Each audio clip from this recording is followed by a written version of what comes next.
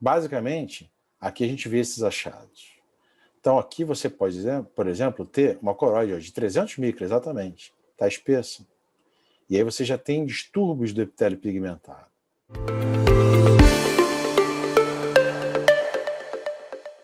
O conceito é, PAC é espesso, coroide é coroide. Então, PAC e coroide espessa. Simples. Mas é muito além disso o conceito, né? A gente sabe que hoje em dia os parâmetros principais não lidam só com o aumento da espessura da coroide.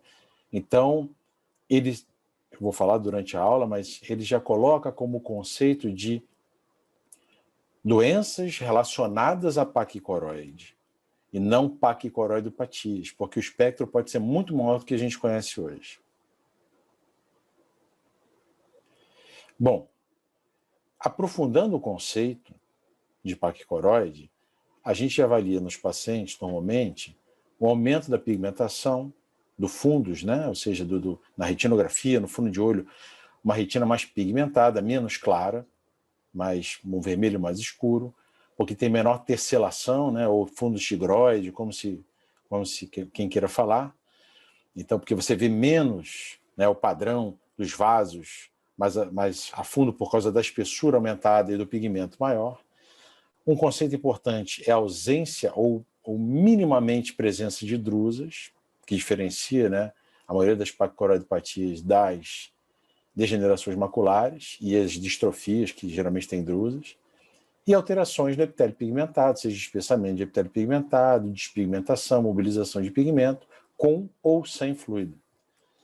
Porém, o conceito principal hoje de paquicoroide é relacionado a esses 3 itens que estão em negrito. É você ter hiperpermeabilidade da coroide, e a gente vê isso muito melhor na endocianina, que é um exame que a gente já usa pouco hoje em dia, mas ainda para diferenciar algumas doenças é importante. Os vasos dilatados, a dilatação dos vasos na camada de Haller, ou seja, na camada de grandes vasos da coroide, e a compressão da corocapilar por esses vasos, que no fundo são os paquivasos. A gente vai falar desse conceito mais à frente. Então, mais do que espessura de coroide aumentada, mais do que aumento de pigmentação e tesselação, mais do que ausência de drusas, você fala em paquicoroide quando você tem paquicoroidopatias, quando você tem a hiperpermeabilidade da coroide e a dilatação da Haller comprimindo a corocapilar.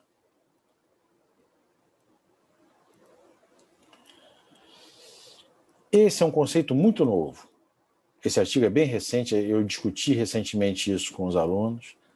É um artigo do Spade, como autor principal, e tentando entender melhor, né, por que a coroide fica espessa, né, por que tem hiperpermeabilidade da coroide. E a teoria dele, que parece ser a mais verdadeira hoje em dia no assunto, é que os paquivasos surgem a partir de anastomoses entre os sistemas vorticosos, as veias vorticosas.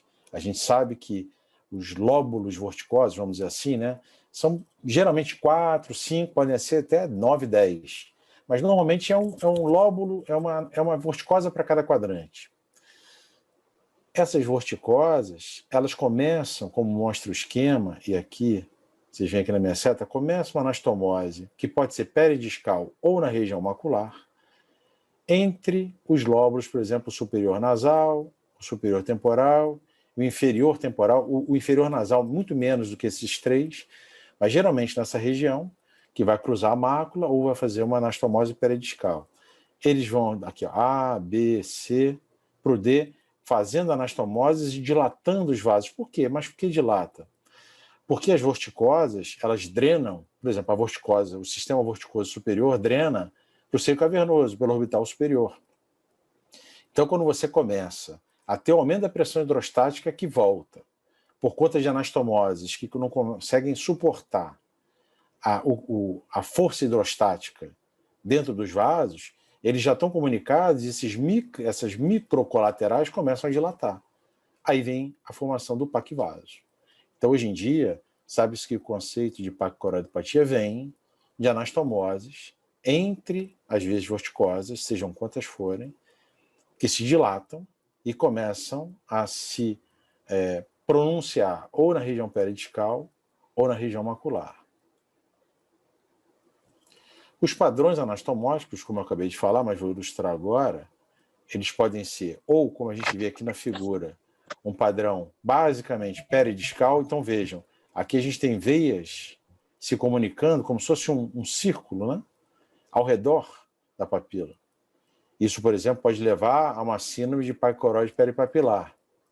Já nesse outro caso embaixo, olhem só o calibre, esses são endoceninas, né? Aqui endoceninas de Whitefield, e aqui endoceninas já normais, mas vejam, olha o calibre desse vaso, que na verdade não é um vaso só, ele vem de cima, se junta com o que vem de baixo e formam essa anastomose e um paquivaso. Não precisa do OCT para ver esse paquivaso, da endocenina você já vem. Então tem os padrões de anastomose, geralmente entre os quadrantes superiores e o temporal inferior.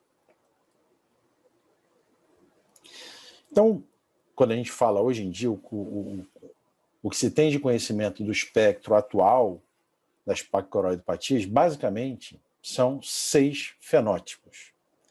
E quando eu falo fenótipo, a gente vai explicar mais à frente, a gente pode estar diante de uma doença só, com manifestações diferentes, ou de doenças diferentes. E eu vou tentar contextualizar isso mais à frente. Então, hoje em dia, dentro das paquicoroidopatias, a gente tem basicamente 6 tipos. A corioretinopatia serosa central, conhecida de todo mundo. A epiteliopatia pigmentar paquicoroide. Eu botei as siglas, todo mundo gosta, brinca comigo com as siglas, né? Mas as siglas são comuns hoje em dia, a gente tem que saber, quando você vai ler um artigo, discutir o caso com algum colega ou ver num congresso. Então é importante ter uma ideia das siglas, sim.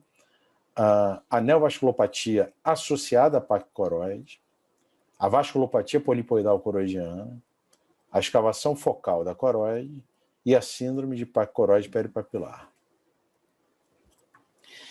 Tem achados comuns entre elas, né? Basicamente, todas elas vão ter aumento da espessura coroidiana, que não tem um consenso absoluto, mas o que mais se aproxima de um consenso é uma coroide subfoveal acima de 300 micra de espessura, a presença de paquivasos, que na maioria dos artigos fala em diâmetros de vasos da Haller maior que 100 micra, um afinamento da coriocapilar por conta da compressão da Haller e, consequentemente, da Sattler também na coroide, e a hiperpermeabilidade da coroide, que a gente vê bem na endocenina. Então, basicamente, aqui a gente vê esses achados.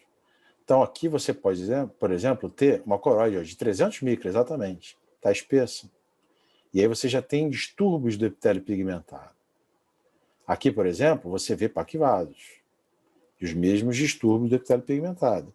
O vaso começa a comprimir a coriocapilar e a isquemia da coriocapilar começa a modificar, aí num padrão parecido com a DMRI, mas com uma coroide espessa. Então não é uma coisa degenerativa, é por conta de aumento da pressão hidrostática. Então são mecanismos diferentes. Aqui um paquivaso, 137 micrômetros, aqui na endocenina, as tais anastomoses vorticosas, aqui no anfáce também mostrando os mesmos paquivasos. Então, o anfáce do ACT pode mostrar, dependendo do caso, alterações que a endocenina mostra sem ter o contraste. Então, isso é mais ou menos o espectro comum das paquicoroidopatias. Mas são diferentes subtipos, né? Então, o fenótipo de cada um vai ser diferente. Essa ilustração é do artigo de descrição de paquicoroidopatias do Freund e os colaboradores. Então, falando sobre essa classificação, basicamente essas 6 alterações que correspondem às paquicoroidopatias. Então, a gente vai falar de cada uma delas. Começando pela mais comum, que é a serose. A serose é uma doença que geralmente ela é idiopática, mas você tem que questionar o uso de corticoide. Em percentual, os artigos, né, os consensos maiores de serose, mostram que corticoide pode aumentar em 15 vezes a chance de ter serose.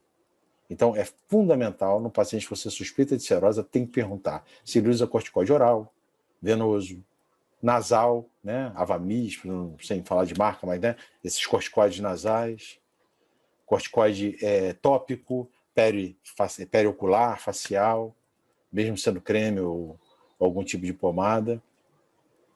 A cirrose tem as formas aguda e crônica, basicamente, eu vou mostrar um pouco das duas, e passa pela fase do descolamento seroso neurosensorial. Isso todo mundo sabe. O grande diferencial da cirrose, aí já na fase crônica, é lógico, em relação às outras paquicoroidopatias, é o sinal gravitacional, ou de calha, ou de escorrido, né? Tem vários nomes para esse sinal de lavado do epitélio pigmentado, né? De lesão do epitélio pigmentado crônico, por conta dos descolamentos serosos e da hiperpermeabilidade coroidiana que aparece na cirrose. Então, aqui, por exemplo, é uma cirrose aguda, classicamente, multimodalmente, um descolamento seroso, sem nenhum precipitado proteico na superfície interna, coroide de 526, endocenina e fluorescina mostrando padrão de mancha de tinta, aqui já começando fumaça de chaminé, aqui na endocenina a mesma coisa, vasos dilatados, aqui está em pequeno aumento, mas vasos dilatados na coroide, e aqui na autofluoro esse halo de hipoalto, porque tem o líquido contido ali. Isso é uma cirrose aguda clássica. Já uma cirrose crônica, ela geralmente se caracteriza não por descolamentos neurosensoriais grandes, mas por descolamentos neurosensoriais rasos, já com distúrbios do epitélio pigmentado, ondulações, e esses pontos hiperrefletivos na superfície interna do descolamento seroso que são de conteúdo proteico antigo. E aí, quando você faz o resto dos exames multimodais, vejam aqui na angiografia, podem ter sinais de vazamento, que geralmente passam a ser múltiplos, porque você começa a descompensar o epitélio pigmentado de uma forma geral, e aí, muito bem visto aqui na autofluor, a gente vê o sinal gravitacional ou de calha ou de escorrido. Isso, até que prove o contrário, é uma cirrose crônica. Essa daqui, eu não vou entrar em tratamentos, né, na aula, renderia uma outra aula, mas falando um pouco, né, aqui na cirrose aguda, basicamente, a gente ainda não faz nada, a gente espera. A não ser que o vazamento seja muito fora da foia, você pode tentar fazer um laser para tentar diminuir o tempo de cirrose, mas não evita as recidivas. Já na cirrose crônica, a gente sabe que responde bem ao PDT. Quando tem membrana associada, você pode fazer um anti-VEGF, e que o uso de eplerenona e de espironolactona é muito, e de laser amarelo, micropulsado, estão abaixo do PDT como tratamento de escolha.